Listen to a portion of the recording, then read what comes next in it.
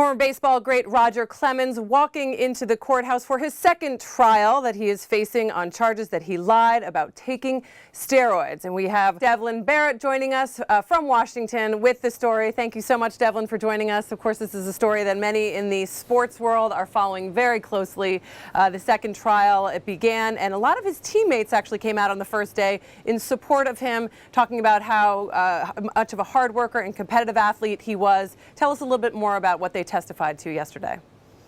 Right. The defense has begun putting on its case after the jury spent weeks listening to the prosecution witnesses. And what we've heard so far from the defense is a bunch of former teammates saying, look, he was a very hard worker. Roger Clemens, from the moment he got into college baseball, and frankly before that, even before that, was just an incredibly hard worker. And if you look at his career over the entire arc of his 24-year professional career, he got there through hard work, not through cheating. And that's a point that two witnesses, both of them catchers who used to catch Roger Clemens, made over and over in testimony yesterday.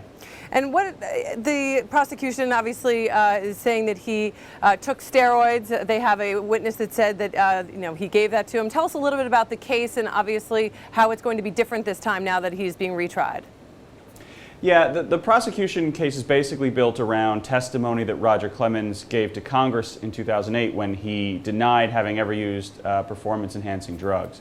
Prosecutors say that's a lie, and they say they can prove that's a lie by calling his former trainer, who says he injected Clemens with steroids, and some other witnesses who basically buttress the former trainer's story.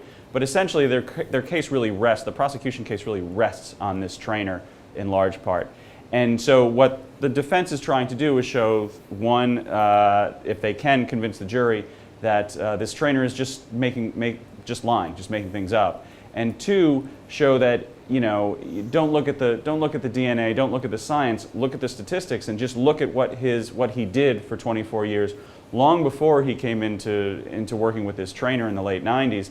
He was a great pitcher, in the 80s and early 90s, and so how do you explain his greatness when presumably the steroids weren't there?